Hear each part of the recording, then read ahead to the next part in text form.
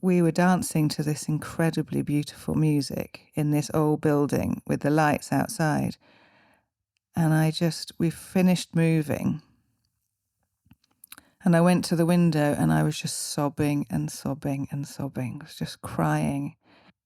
And she was like, "Are you okay?" And I was like, "I'm fine." I didn't know there was nothing wrong.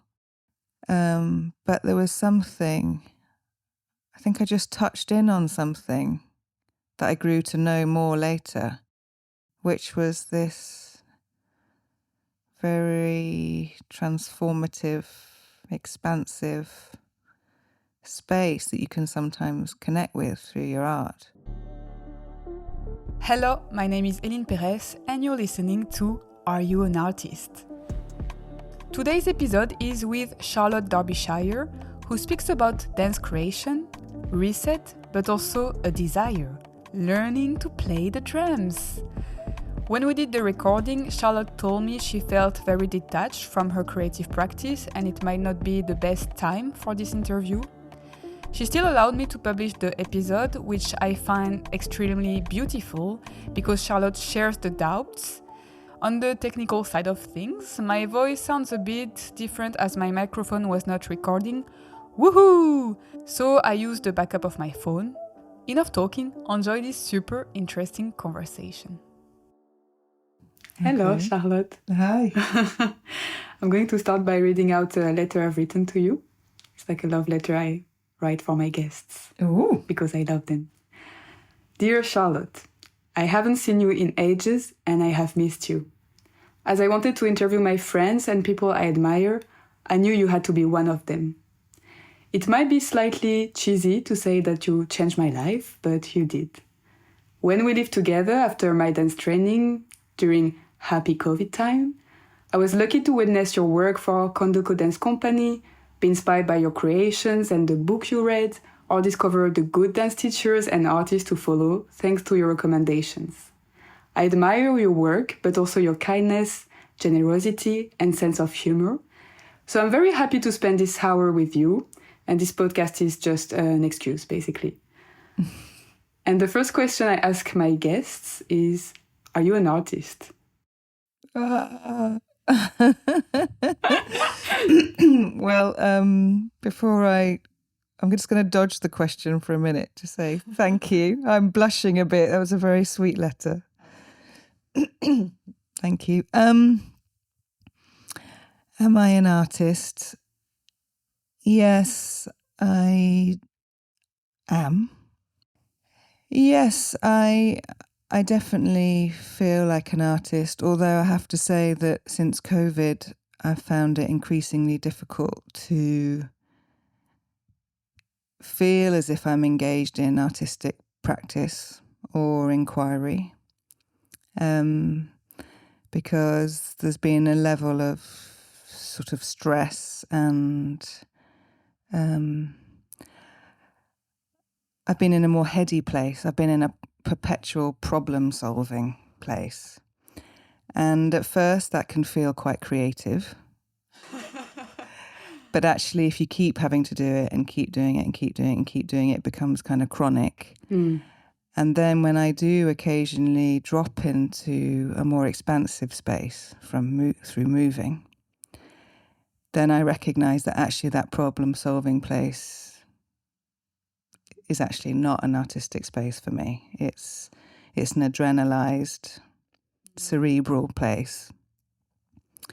And it's only when I can kind of connect with moving and with my body that I'm able to make decisions in a different way.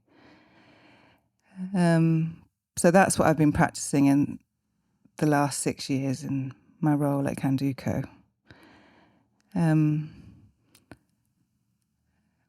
But well, I've just left is one thing to say. I'm still in the processes of handing over and letting go. But I'm really looking forward to focusing more attention on my artistic practice. And to be honest, I don't know what that will be, but I know it will start from the body. or my experience of my body. Wow. Mm. And if you go back to your childhood when you were a very young girl, Yeah. what's your very first creative memory? Well, I don't know if this is true, but the thing that popped into my head just immediately, like a little flash, I don't know if it was my first, but it's certainly the thing that popped into my head was that when I was 13, I was in a youth dance company called Splinters, and it had, I think it was 13 to 25. Oh. Yeah. So there were some young people and adults in the group. That's a funny mix. Yeah. Maybe it was 21, but I remember thinking that the older ones were completely ancient. You know, they were grown-ups. Old people. Yeah. Wow. And it's funny now that I've got a son who's nearly 13 to imagine this, but Jill Clark, who became a huge influence and friend later on, was commissioned to make a piece on our youth company. And it was a Baroque piece of music that I'd never heard before. Mm-hmm. I'd never heard any Baroque. I think it was, I want to say Purcell, but I might have that completely wrong. It might be Puccini. I really don't know. Anyway, she made this piece, and there was something about her quality and of attention through moving that completely transfixed me. And I remember, because I lived an hour out of town, I had to get dropped off by my friend who was a swimmer an hour before class, and I used to watch her through the window preparing the movement. And I was totally in love with her and her moving. Anyway, she created this piece, and we were rehearsing it in this old corn exchange, like a really beautiful historical building in the centre of Ipswich. And it was Christmas, and outside was a huge Christmas tree. And we were dancing to this incredibly beautiful music in this old building with the lights outside. And we finished moving. And I went to the window, and I was just sobbing and sobbing and sobbing. I was just crying. Oh. And she was like, "Are you okay?" And I was like, "I'm fine." I didn't know there was nothing wrong. Yeah. But there was something, I think I just touched in on something that I grew to know more later, which was this very transformative, expansive space that you can sometimes connect with through your art. So that's the first time I had a sort of sense of creative engagement. Yeah. Yeah. Beautiful.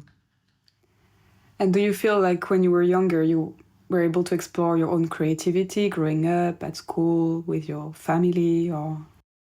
Yeah, I was very lucky because my mum is an artist, and she didn't actually go to art school. She's a painter.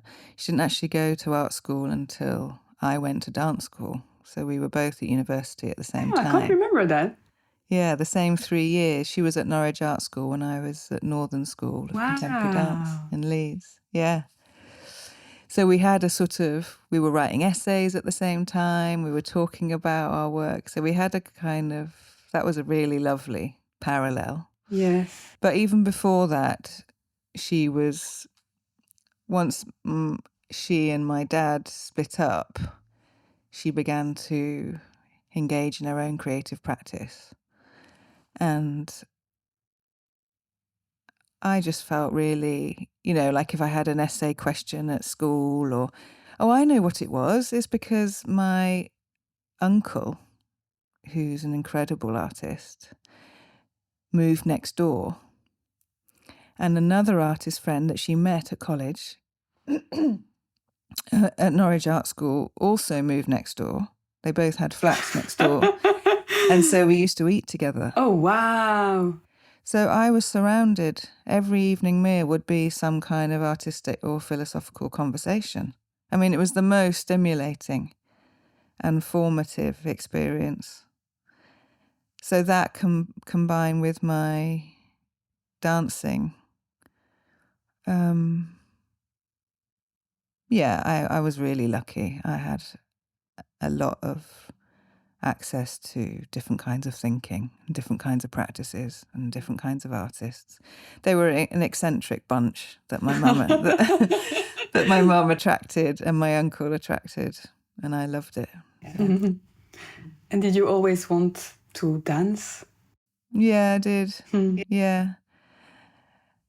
Mum was a ballet dancer before she turned to painting, and I didn't really connect on that level. I did ballet as a sort of foundation to do the stuff I wanted to do. Yeah. I didn't find my creative voice through ballet. I didn't enjoy ballet until many, many years later, when I was taught by, somatic, more somatic approaches to ballet. Yeah. But what did you say? Did I always want to dance? Yeah, I can't remember a time when I didn't. And I think it was smart, actually, because there was a lot going on in my family. And dancing was a real place of a kind of refuge and an expression that I hadn't quite found in my life, or I didn't find it in my family life until later. Yeah. And when you are creating something new, what's the feeling driving it?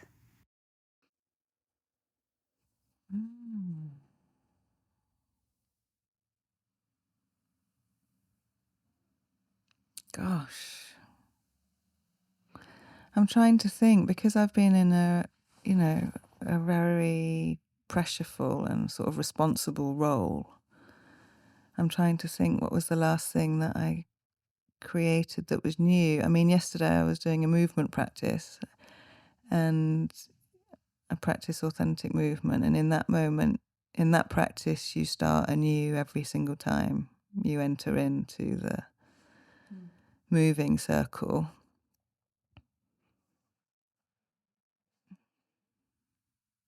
So I guess the micro could give some information about the macro.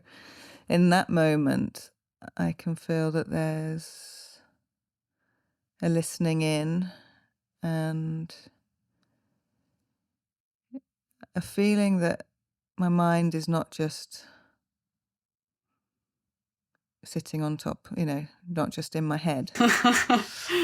There's something about an attention where it opens out to include the whole body. And I think through that I can tune into different kinds of intelligences, knowings, needs, desires, images, feelings.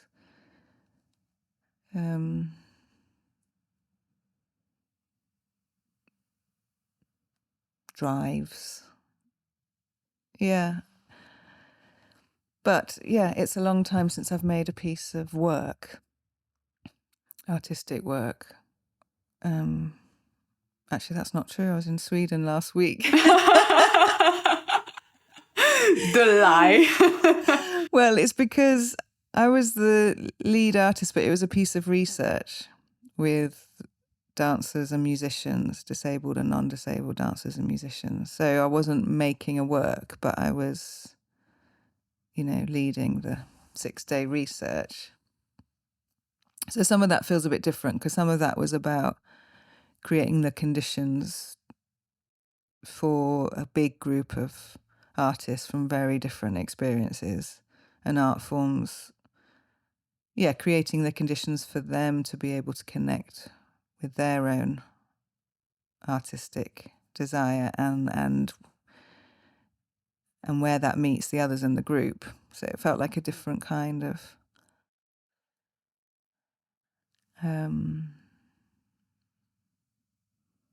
work. What did you say? What's the feeling? What's the feeling driving the creation? Or how do you feel when you are at the beginning of that process of... I'm always aware of it feeling quite fragile, like and it kind of comes... I know that if I talk about it too soon, it can sort of crumble as I'm saying it. It feels quite like a new seed. It feels quite tender and... Yeah, I've experienced a kind of trashing of something that felt important to me that I've tried to share. And then it's seemed ridiculous when I've... So you feel like it seems ridiculous, or the reaction of people? I think if I speak about it too soon, when it's before it's taken form, Yes. I can feel it sort of disintegrate as I'm speaking about it. It's something about maybe in hearing myself or in my self-consciousness of it or something, or my judgment, it can disappear. So I've sort of learned to keep it close until it's got a bit more life force or form even. So I think it's a delicate process, and it can... I've also experienced that many of those things don't come into form, that there's a lot of potential, but not all of them actually get a life or have life.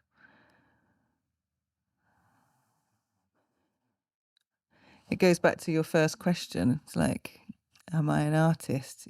I wonder that about anyone, because in my mind, it's not just... An artist isn't necessarily the person that gives form to things or gives expression to things. There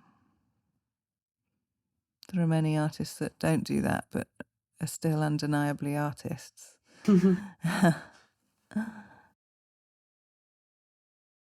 And when you are creating a piece, how do ideas come to you?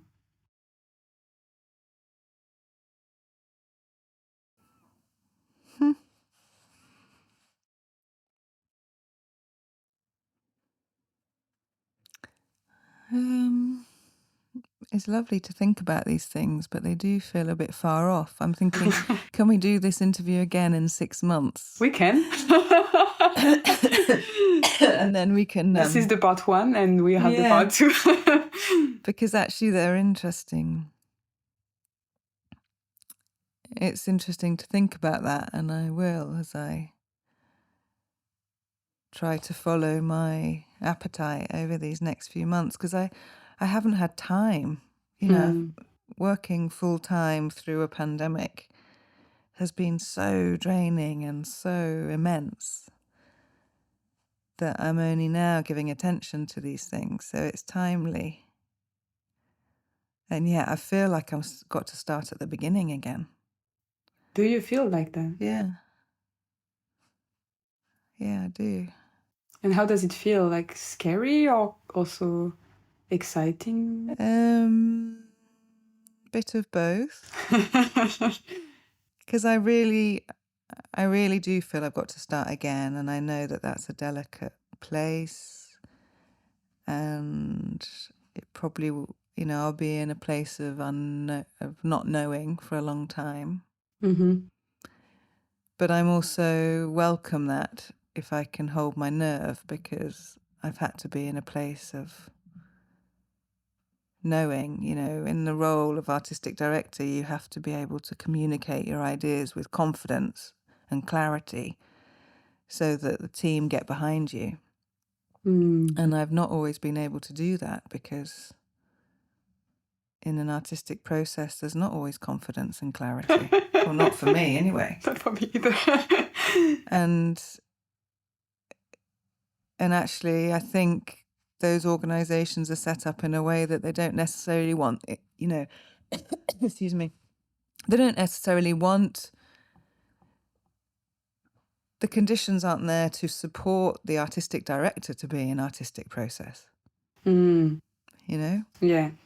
So they want those organizations, want artists to be in leadership, but actually they want, they're designed to expect a kind of level to operate in a certain way, to be really dynamic and leaderful and linear and deliver clear and confident decisions, bam, bam, bam, And deal with a lot of things as well, I guess. Oh yeah, there's all the stuff around it. And yet you're trying to create conditions where you can invite artists in and respect their process, but there's no mechanisms that I have been aware of where they recognize the conditions needed for an artistic director to be in process to make decisions. Yeah. But equally, I might in time reflect that I didn't take the space to do that. But I think that navigating the pandemic and then being under a conservative government where there's just no support and everything is shrinking and getting tighter.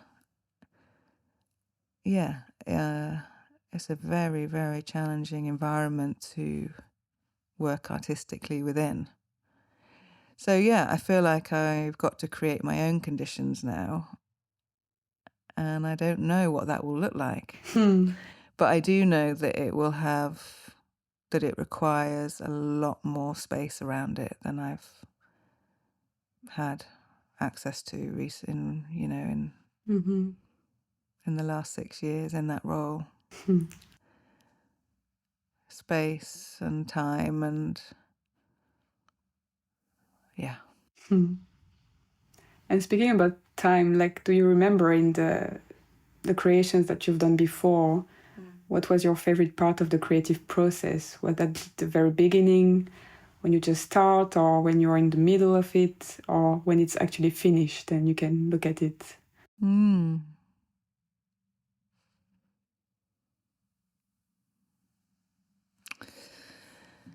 I guess each one's different. I mean, I think for me, it's very much about the people I'm working with. I'm not a solo practitioner. I tried to make a solo once and it was an absolute disaster. Was it? Yeah. And I ended up in just tears the whole time. Oh, wow. Yeah. Did you finish it or did you stop? Well, yes and no. I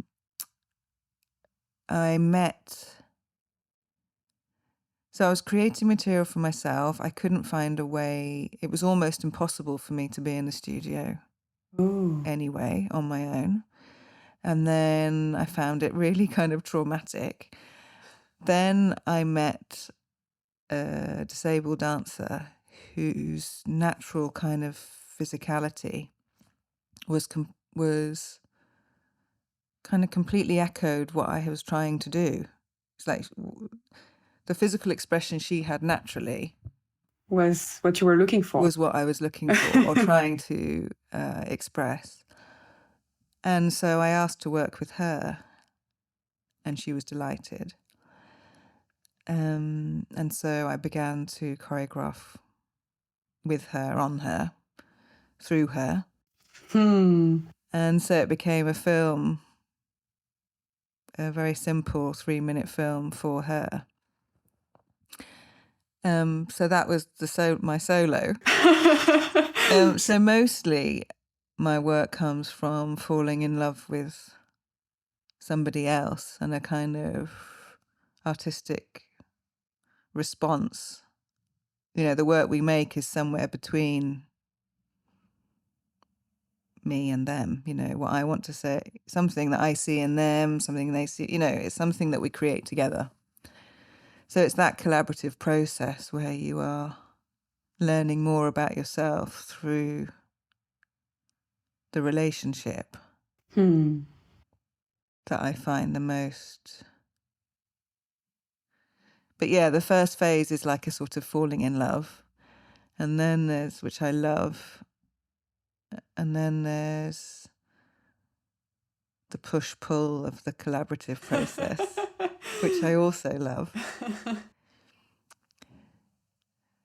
But I never find easy. I'm not so sure about the endings. They're usually just sort of practical, like there's limited time, there's limited budget. There's a sort of enforced ending. So that, helps you decide when a creation is finished in a way. Yeah, I mean, that's quite tender for me at the moment, because looking back on my time with Candoco, I realised that I always said I would do it for 5 years. And I always imagined I would do it for 5 years, and actually it ended up being 6. And the last year was really hard, and I realised that it was over at the end of 5 years, and there was an opportunity. There was a time I could have left, and I regret not leaving now. And so I'm like, ooh, would I ever know when a work was finished? I kind of did know it was finished for me. Yeah. But I didn't feel I could leave because we hadn't yet secured a new leadership team. So it's a question I carry forward as an artist. It's like, when is something finished? Will I know? And is it about letting go? Or, it's interesting. Interesting. And is there a work that you are really proud of?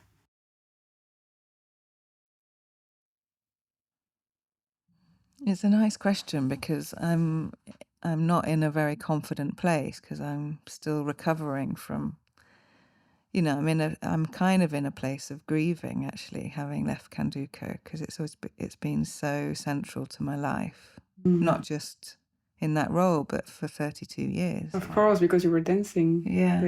Yeah. So I'm in a place of sort of recovery, rather. So to think about things I'm proud of feels quite remote. And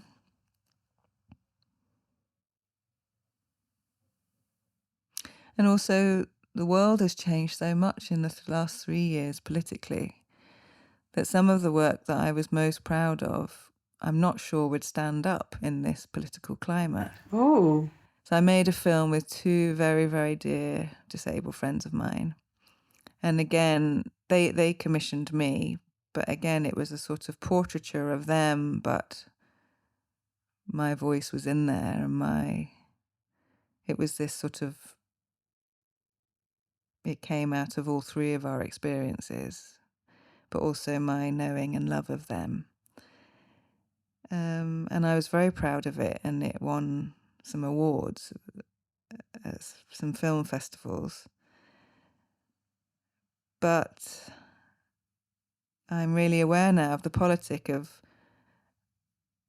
even though they commissioned me, I directed it. And so as a non-disabled director of 2 disabled performers, there's some edges around the politics of it now. So it's not that I'm not proud of it, but you're reflecting more on... Yeah, I can see... I'd like to critique it with the disabled artists, because I think they did have absolute agency, and I was following. I think that's the thing about directing, you're following the artists. You're not leading. Yeah. Or it's a dynamic flow. You're leading and following. Yeah. But I can see from the outside the politics around what it might look like to have a non-disabled director creating work. And it was, on 2 disabled artists, but it wasn't on, it was with. But they also portray themselves in a way that they might not now. Oh. Because one has a hand missing and one has a leg missing. And we had a lot of fun giving life and characters to one of them calls them a stump. It's even difficult to talk about now. In those days, it was very light, very free, and very all it was a lot of fun. Yeah, you could play with humor and... Yeah, and intimacy, and it was kind of reclaiming and creating a context where they could really decide how they want to share these parts of their bodies and how they inform who they are. Mm-hmm. But now, in this particular time, I think there's a nervousness around how to talk about this, who's making the decisions, how they manifest. Yeah, I'd like to talk to them about how they feel about that film now. Oh, interesting. Yeah. I know there's a sense of co-creation, but there are some subtle decision-making processes in that I would like to reflect upon with them. But yeah, that film comes to mind. I love it. I still love it. That's sweet. It's very joyful. Yeah. And you also created an artistic center in France, right? Yeah, it didn't feel like we created it. We were kind of opportunists. Okay, that's a good one. Yeah, which is kind of how I think I work. I don't have something that's completely whole in my head that I create. It's always in response to someone or somewhere. Mm. And so that was in response to, me and Jules, my husband and kid, moved to France with one of my best friends, Heny Hale, and her partner and kid. And we moved into the gorgeous cafe gallery that my mum and her partner owned and they had kind of created. And they didn't want to live there anymore, even though they still worked there. So because we were a collection of artists, musicians, filmmakers, painters, movers, makers, we started to try and make work together. And actually it was really difficult. Because of the... we had such different approaches. And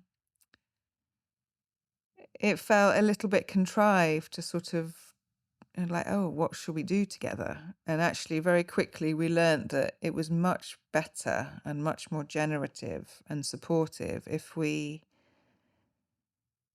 one of us said, this is what I would like to make, this is what I would like to do, and the rest of us tried to support it. Okay.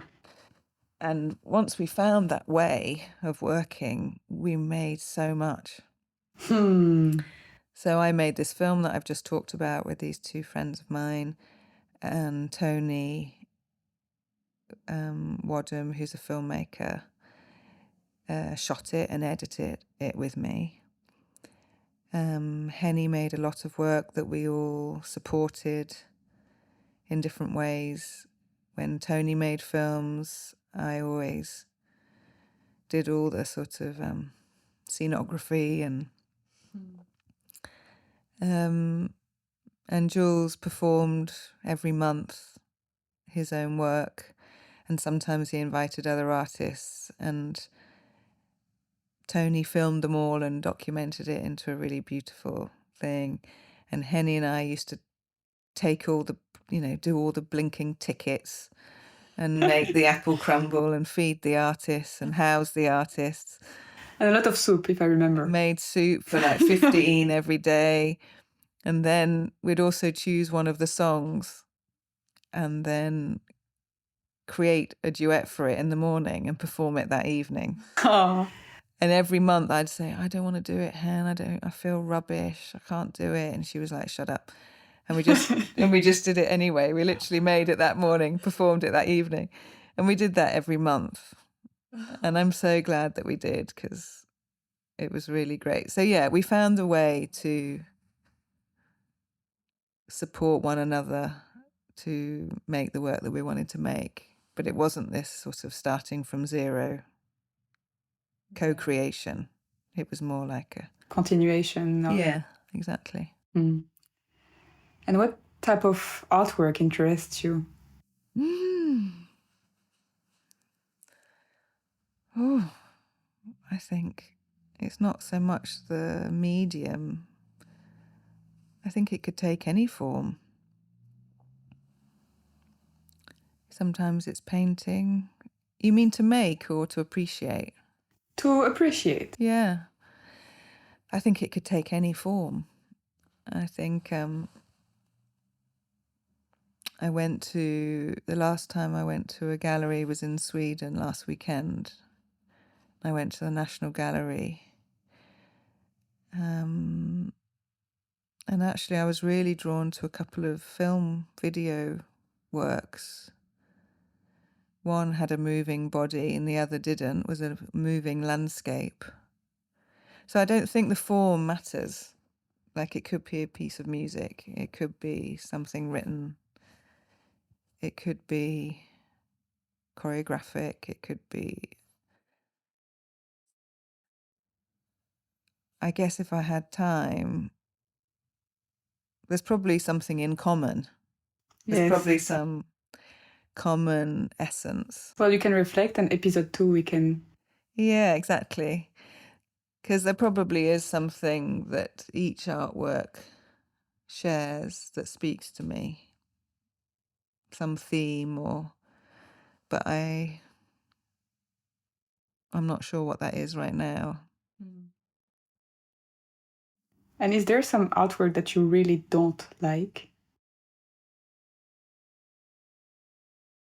Not in a fixed sense. But I did have a very strong reaction to this exhibition that I went to in Sweden last week. I think because it's so subjective, isn't it? And it's so where you're at with yourself, because I was as I say, I'm in this sort of grieving. I'm still dealing with the kind of exhaustion of this role.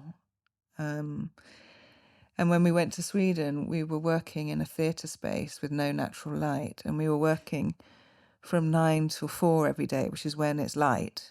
Oh dear. So we'd go to work in the morning in the dark and the rain and come out in the dark and the rain. Ooh. And we didn't see any natural light for 8 days. Dear. And so that really had an impact on all of us. Yes.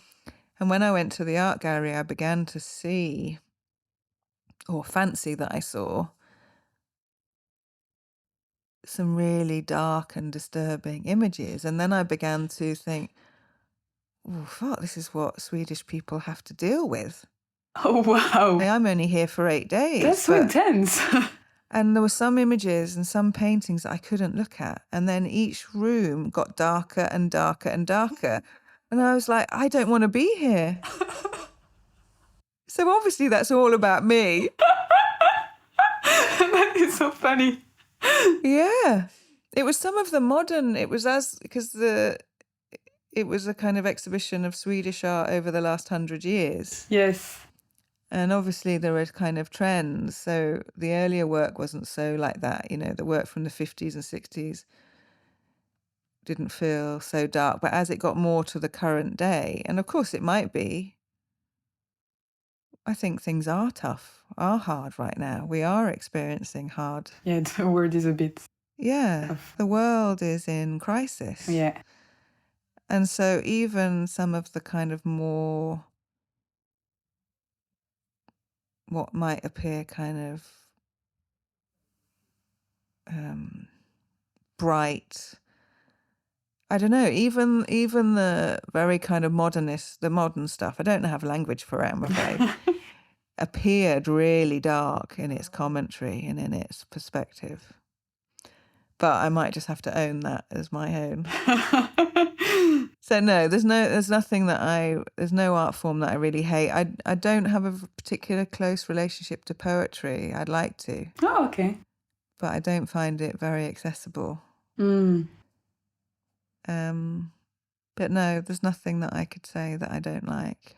I welcome it all. And as a human being, yeah. What is your strength? This interview's come at such a hard time. I'm feeling so small and insecure. What is my strength? Might be a tiny strength.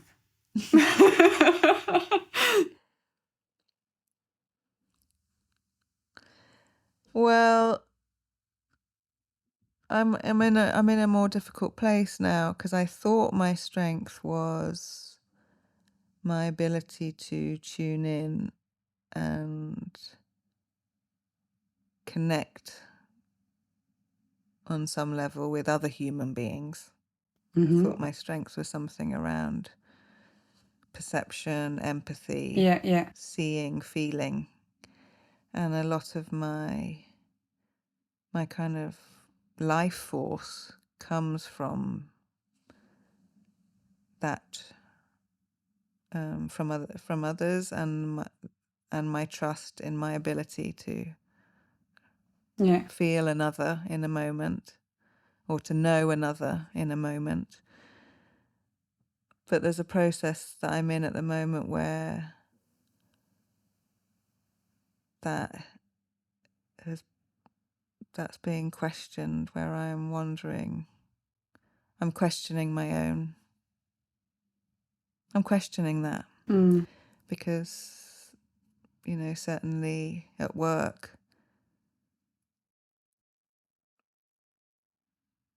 oh God, I don't know what to say. But I could also say would be your strength. Living with you, I felt like you had a lot of empathy and you're really able to kind of understand people and not judge as well. Yeah, thank you. I do feel that is my strength, but the situation, which I can't really talk about and I don't really have words for yet, has undermined my confidence in that. So I think that's part of the pain that I'm with. Is I think on some sort of bottom line, human line, that is still there. But I think when you work in an organisation that you're trying to drive through systemic change, there's a lot of unrest, there's a lot of frustration, there's a lot of fear. And I think some of my relationships became really pressurized, and some of the trust that I had built couldn't be sustained or became eroded through the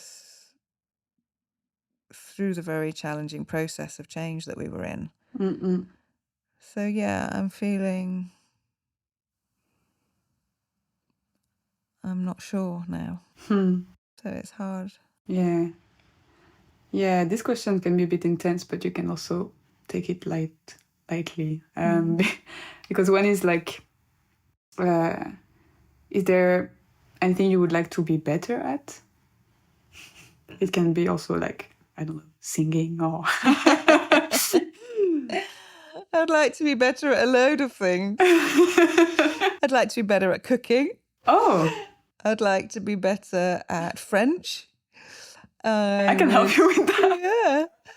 I would like to be better at DIY. What's DIY? It's do it yourself. It's like home, putting up a shelf. I would like to be better at...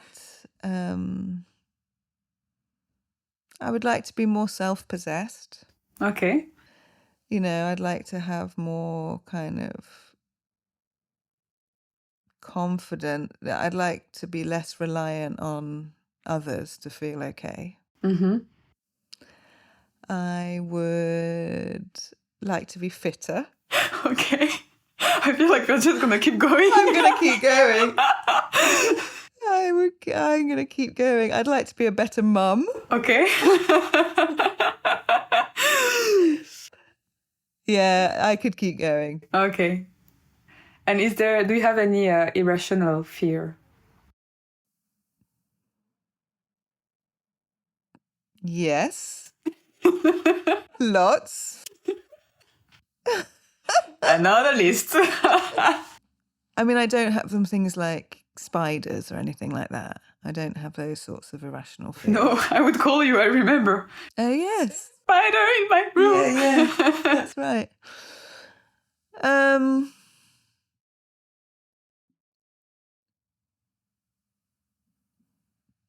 Yeah, I don't really know what to say or if I want to, but I do. I have suffered from panic attacks, anxiety attacks, and they, they can be triggered by different things or caused by different things. And I've learned to recognize the causes and to sort of manage those.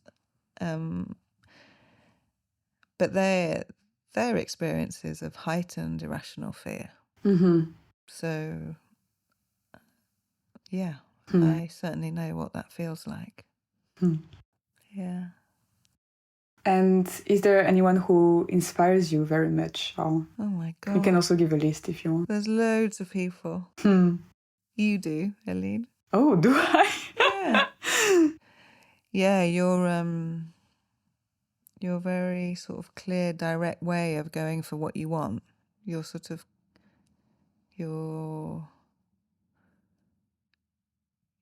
commitment to that is very inspiring.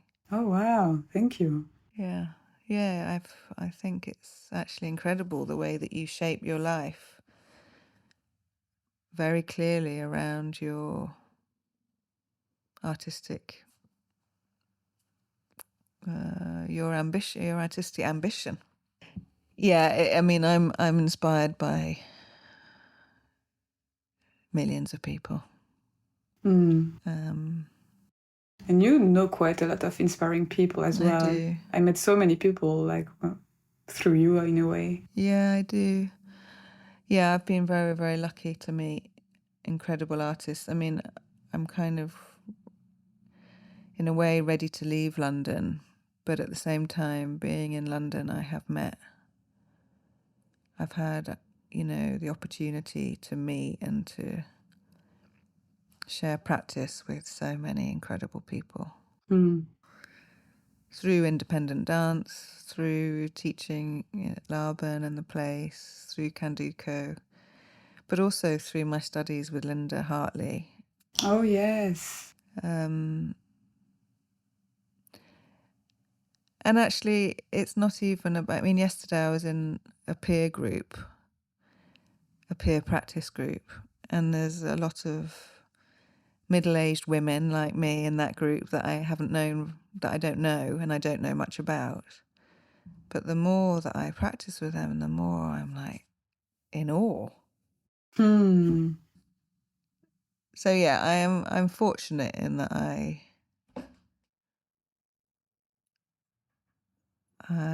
feel inspired by a lot of people and a lot of things. Yeah. That's a good one. Maybe that's one of my strengths. Yes, I think so. Yeah. We are building the list as well. I think I am able to see the potential in others. And that inspires me, but also I can see that is also supportive for them. Yeah. It helps them having more trust in themselves, I guess. Yeah. Maybe I need to focus that onto myself. Yeah. It would be nice. Yeah. Yeah. And are there people who really annoy you?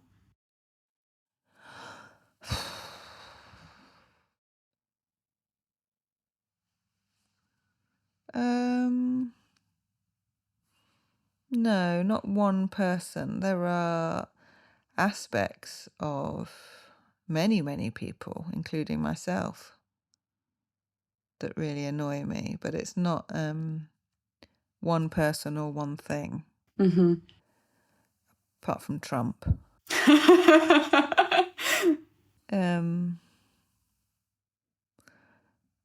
Yeah, I think there's beauty and ugliness in us all. Yes. I'm very attracted to ugly. Yeah. Yeah, I don't know about beauty and ugly, about attracted, but I'm certainly thinking a lot about mess, and there are times when it feels really important to keep it clean. Yeah. And there are times when it feels really important to engage in the mess. Yeah. And I'm definitely in a kind of push-pull right now about the kind of politics that we're in, because I think in this growing awareness of how excluding and racist and ableist all our structures are, there's a kind of recognition that we've excluded a lot of ways of being. And yet I can still feel that actually what's acceptable behaviour or what might be perceived as messy is really not allowed. That actually there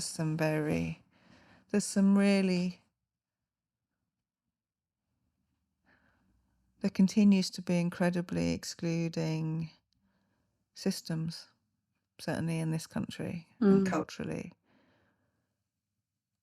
And yet we have to find ways to be together and codes, that feel okay and that we can trust and feel safe within. So my Tai Chi teacher, who I adore, he talks a lot about keeping it clean. But I think he's talking about intention and conscience and And if you were an animal, what would you be? Well, my friends call me a sheepdog.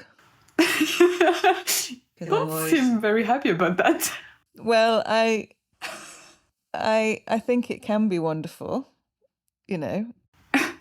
but there are times when it's quite exhausting to just be tearing around trying to herd everyone. And needing to be so hyper alert of where everyone is all the time and how they all are all the time.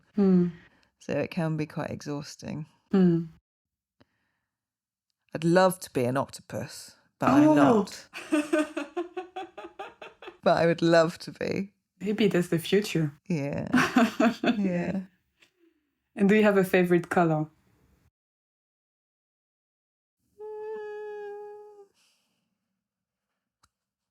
No. I might have said blue at one time in my life, but actually no, it's tones. I'm very attracted to certain tones. Oh. But of all colours. Oh. Yeah.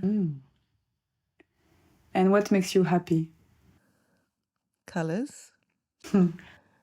Light.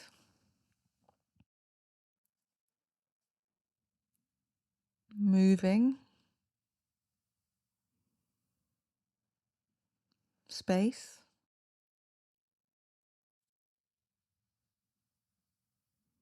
Connection.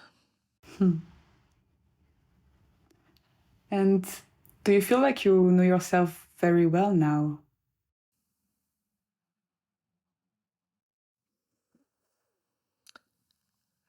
Well, I would have said that if you'd asked me 6 months ago.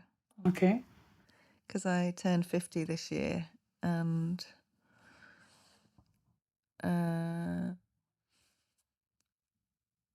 I've had the privilege to do a lot of, therapeutic practice and training.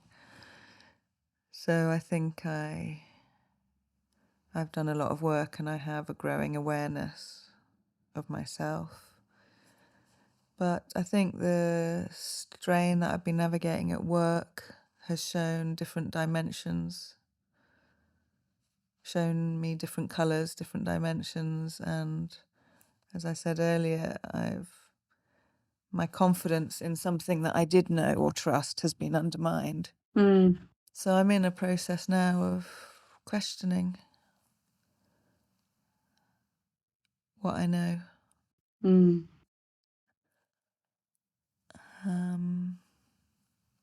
how well I know myself and others. So that feels a bit fragile at this time. Yeah. And if you could meet your 15 years old young Charlotte, would you say something and what? Oh, I'd give her a hug. Oh. And I'd say, take care. Trust yourself. I'd try to encourage them to listen inwards as much as outwards. That's a good one. And is there anything you would like to learn to do? Something new, like playing an instrument or... Yeah, I'd love to play the drums. Oh, yes, I think I remember. Yeah, I've got this fantasy. Maybe it's time. Yeah, maybe. I'd forgotten. Well, here you go. Here you go. Gonna buy a drum kit. I've got a drum kit. Do you? Yeah, no, this is the thing, is that Jules bought me a full drum kit for my 40th birthday.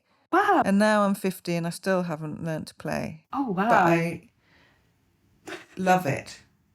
With the drilling next door, you could play the drum. And... Well, now that we're moving out of London, because when in France, we had it in the house and we all played with it. Because it was, we could make as much noise as we wanted. When we moved to London, it's gone to Jules's studio. So I've forgotten that I have it. Because I never see it. And it's a shame because it's so beautiful to look at. It's like copper sparkle. So yeah, that's true. Wherever we move to next, we'll have to be able to accommodate the drums. Oh, yes. And do you have any recommendation, any book or movie or artist that you want to share that you fell in love with recently? Or?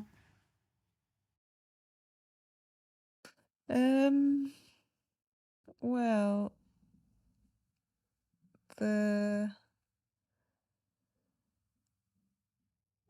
I think recently I read a book called The Living Mountain by, I don't know if it's Nan Shepherd or Nancy Shepherd.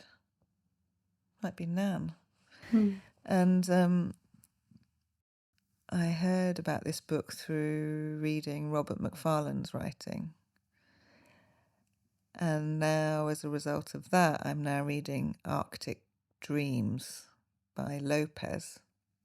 So they're kind of poetry, non-fiction, journaling of landscapes.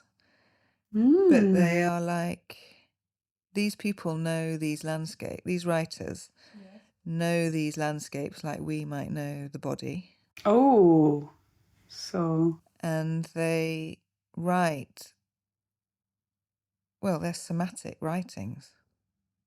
Incredible. And it's really, it gives me a sense, I feel like a sense of opening and expanding and sensorial sort of deepening as I read it. It's really a somatic experience to read it. Yeah. Incredible. Yeah. Wow. It is incredible. It's amazing. People that have, dedicated their lives to certain landscapes and speak about it in a really, from a felt sense. Yeah, amazing. Well, I'll definitely put that in the notes of the podcast. And do you want to redirect the person who is listening to, I don't know, a website, an email, if they want to contact you? Or... Oh, to me? Yeah. Yeah. Yeah? I'm happy to hear from anybody on my email. Asking you about the drum learning process. Oh, yeah. Maybe there's a drummer that could teach me. That's true. Any drummer here? Based in London. Do you know when you're going to move? Still around? No, I don't know when or where. Okay, so still in London? Yeah. Get in touch. Yeah. Well, thank you so much for taking that time. It was really nice. Lovely but difficult questions. Yeah, I know. Thank you. Well, thank you. Yeah, you too.